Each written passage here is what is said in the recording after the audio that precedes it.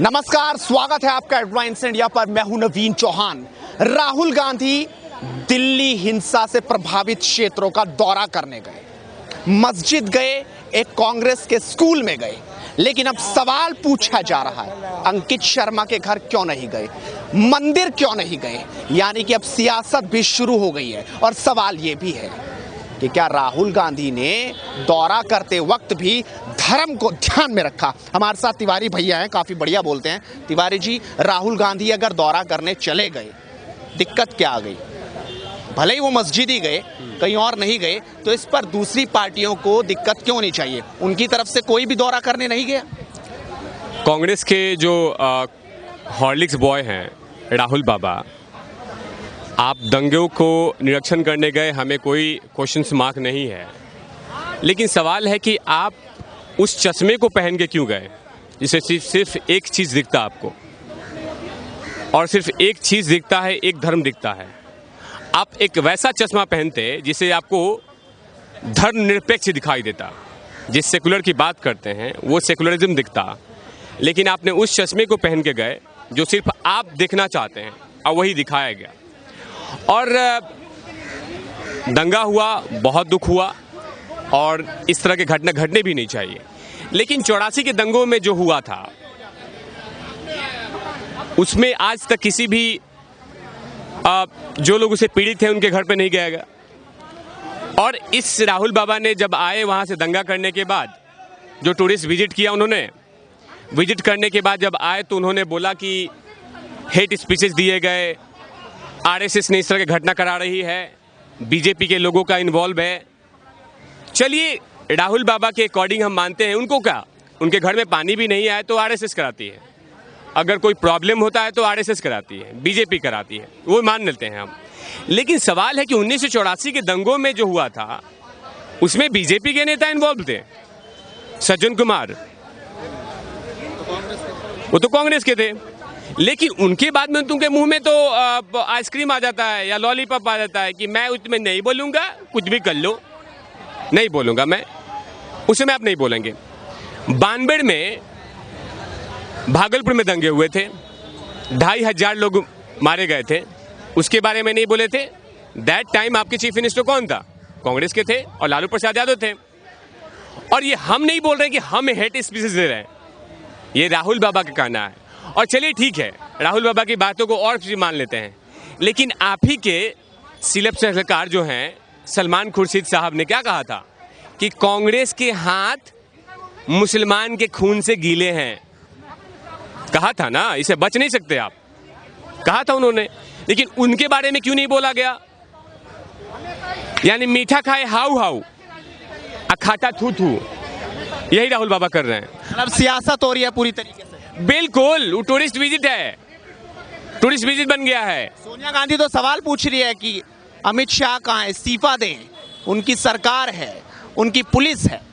तो उस समय क्या होगा जब आप यूपीए की चेयरपर्सन बन के बैठी हुई थी, आज सबको कोड़े चला रही थी और रूम में बंद होके बाटला हाउस इनकाउंटर के लिए रो रही थी आप, और आप ही के सिलब सलाहकार बोल रहे थे कि सोनिया माता बाटला इनकाउंटर से बहुत पीड़ित थी। अब देखिए, क्रोनोलॉजी समझिए कि राहुल बाबा सीलमपुर में जाते हैं, यमुना पार जाते हैं, तो एक ही चश्मे से एक चीज देखते हैं, और इनकी माताश्री बाटला इस काउंटर में उस दिल्ली पुलिस के इंस्पेक्टर शर्मा जी के लिए नहीं रोती हैं, उनके लिए आंसू नहीं गिरता। आंसू किसके लिए गिर रहा है? उन आतंकवादियों के लिए जो बाटला हाउस इनकाउंटर में मारे गए थे, उनके लिए रोए गई। तो ये आप क्रोनोलॉजी समझिए कि किस चश्मे, इनके घर में जितने भी चश्मे हैं, और आप अगर कांग्रेस पार्टी ज्वाइन करते हैं तो आपको एक चश्मे दी जाती है, और उसका लेंस एक ही चीज दिखता है और एक चीज दिखाता भी है। अब कुछ ऐसे नेता हैं जो खुद चश्मे का फ्रेम बनाते हैं कि आप यही चीज देखेंगे, जितने भी गलत चीज होता है उसमें आप यही देखेंगे। तो कपिल मिश्रा को कटघरे में खड़े कर रही है कांग्रेस पार्टी हो, दूसरी पार्टियां हो, वो तो साफ तौर पर कह रही है कि कपिल मिश्रा ने भड़काने की कोशिश की, इसलिए दिल्ली में सब कुछ। अच्छा, कपिल मिश्रा ने भड़काने की कोशिश की थी, तो आपके बाबूजी ने क्या कहा, क्या किया था 84 के दंगों में, कि बड़ा सा पेड़ होता है और जब गिरती है तो धरती में कंपन आता है। तो बड़ा सा पेड़ कौन था? बड़ा सा पेड़ तो कॉमन सेंस था, इंदिरा गांधी थी। कंपन हुआ तो उसमें घर ढहाए जाते हैं, वो घर ढहाए गए कौन से? हम मान लीजिए कि चलिए ठीक है, हमने हेट, मैं तो आपके चैनल के माध्यम से बोल रहा हूं कि कपिल मिश्रा जी ने कौन सा हेट स्पीच दिया था। मैं बताता हूं हेट स्पीच क्या था कपिल मिश्रा जी का। एक मेट्रो के पिलर के पास खड़े थे ना, और उनके बगल में डीसीपी साहब वेद प्रकाश थे। उनके सामने, आप तो मीडिया कर्मी में प्रकांड विद्वान है, मैंने आपको देखा है कि आप पत्थरबाजी हो रहा था उसमें जाके आपने लाइव टेलीकास्ट किया था। आप बताइए कि उसमें कौन सा हेट स्पीच था? उन्होंने यही स्टेटमेंट दिया था ना, मैं कॉपी पेस्ट कर रहा हूं, कि अगर आपने ये रोड खाली नहीं किया तो ट्रंप जी के जाने के बाद मैं रोड खाली कराऊंगा। क्या उस स्टेटमेंट में कहीं हिंदू मुसलमान सिख ईसाई था? क्या कोई स्टेटमेंट में ऐसा सिख ईसाई नहीं था। और रही बात, जिस रोड के लिए फाइट कर रहे थे कपिल मिश्रा, उस रोड पे हिंदू मुस्लिम सिख ईसाई दलित सब चलते हैं और बहुत सारे बिजनेस से चलते हैं उस रोड पे। जो फेरी वाले लोग लगाते हैं उसमें हिंदू मुसलमान सिख ईसाई के लिए लगता है और किसी इंडिविजुअल जाति के लिए नहीं लगता है। और उसके बाद उन्होंने ये भी स्टेटमेंट में नहीं बोला कि तुम मुसलमान भाई या तुम मुस्लिम्स लोग या तुम टेररिस्ट लोग, ऐसा कोई भी भड़काऊ भाषण नहीं दिया गया। आप तो प्रकांड विद्वान हैं, बिलियंस लोग यूट्यूबर यूज करते हैं, उसमें कहीं पे भी कुछ बोला गया है क्या? नहीं बोला गया है। लेकिन वही बात है कि मैंने आपको क्या बोला कि कपिल मिश्रा के पीछे बहुत ऐसे स्पेशलिस्ट लोग पड़े हैं जिनको वही चश्मा पहन रहे हैं वो लोग। तो ताहिर हुसैन ने कह दिया कि साजिश थी और कपिल मिश्रा ने सब कुछ कराया, उन्होंने उनको फंसाया। और उन्होंने तो ये भी कह दिया कि पुलिस को हैंड ओवर कर दिया था 24 तारीख में, वो सब साजिश है, साजिश का हिस्सा है। आरोप सीधा कपिल मिश्रा। ताहिर हुसैन के जो घर पे दंगों से रिलेटेड सामान मिले वो सचमुच उनका नहीं है। वहाँ टोक्यो 2020 की तैयारी चल रही थी। आज जितने खिलाड़ी थे उनको सबको ऊपर बुलाया गया था कि आप लोग आइए, और नीचे आपके दुश्मन होंगे और ऊपर से आप निशानेबाज लगाना, अब मेडल मैं दूंगा। तो कोच थे ये ताहिर हुसैन, वहाँ कहाँ हो रहा था निशानेबाजी के लिए आप मेडल दे रहे थे, आपका वीडियो नहीं आया उसमें, और आपको पता नहीं। अरे आप इतना ही अगर कह रहे कि मैं तो पुलिस को फोन करता रहा, वीडियो बनाकर लगातार बताता रहा कि मैं, मुझे बचाओ, मैं फंस गया, मेरे घर पर जबरन किसी ने हमला कर दिया, वो घुस आए, यहाँ से पत्थरबाजी हो रही। अब बिल्ली के सामने में दूध बचेगा? आप बिल्ली के सामने दूध रख दीजिए कि इसको बोले कि ख्याल रखना, रखेगी वो? जैसे आपने आंख दबका चपट जाएगी। आपने कहानी भी सुना था एक बंदर का, एक पुए का, तीन बंदर, एक बंदर मेन वाला, एक दो बंदर के हाथ में एक पुआ, बोलता मैं आपको बराबरी करके दूंगा। इधर से तोड़ता खा लेता, फिर इधर से करता, खा के ढकार मार गया।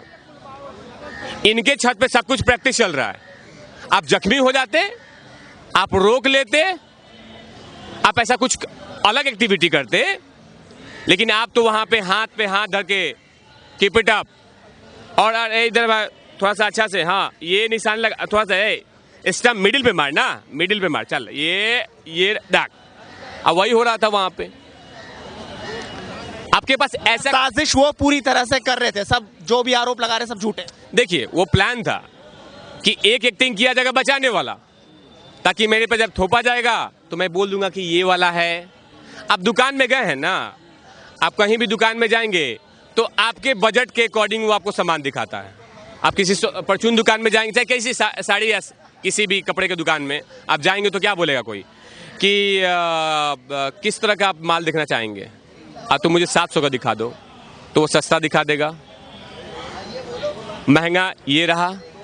तो ताहिर हुसैन का पूरा प्लान्ड है कि हमें ये दिखाना है। आज तो सुना है कि ये भी बोल रहे हैं कि मैं बजरंग बली का हवन कराता था, भंडारा बांटता था। अब सब कुछ याद आ गया। बजरंगबली की खुशबू भी आ रही थी वहां पे, सामग्री की खुशबू आ रही थी, हो क्या रहा था? नहीं, बजरंगबली के भंडारा भी बांट रहे थे, हनुमान चालीसा भी कराते हैं, और हमारे कुछ स्टाफ हिंदू भी हैं, ये भी बोला जा रहा है आपको बचने के लिए। अब तो सुना है कि कालिया उसका वो है, वकील है।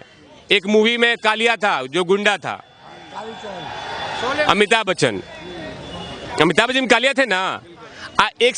उसमें थे शोले मूवी में कालिया कितने लोग थे? तो सरदार 3, यहाँ भी कालिया यही है, लेकिन सरदार कितने लोग आदमी हैं?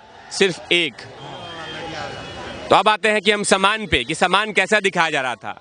ये क्रोनोलॉजी था, प्लान था कि जब अच्छा सामान आप मांगेंगे तो हम ये दिखाएंगे, और जब कमजोर होगा तो हम ये दिखाएंगे।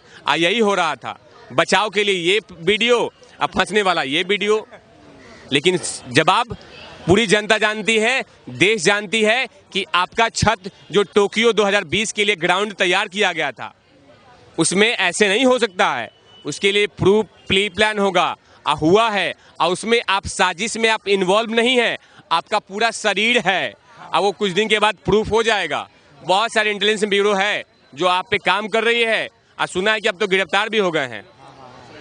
अच्छा से उनको सुकून भर के इलाज मिलेगा, और उसके बाद बताएंगे कि क्या क्या उन्होंने किया था और कैसे प्लान किया था। बहुत बहुत शुक्रिया। तो साफ तौर पर देखा आपने, इन्होंने कहा कि प्लान था, सब कुछ पहले से रचा गया था, और अब सफाई से नहीं, अब तो कोर्ट तय करेगा कि आगे होगा क्या। आज वो आए, सरेंडर कर दिया, लेकिन सरेंडर से पहले पुलिस ने गिरफ्तार कर लिया। देखना होगा आगे दिल्ली हिंसा पर कौन कौन मुजरिम सलाखों के पीछे पहुंचता है। पल पल की अपडेट लगातार आपको देते रहेंगे। नमस्कार।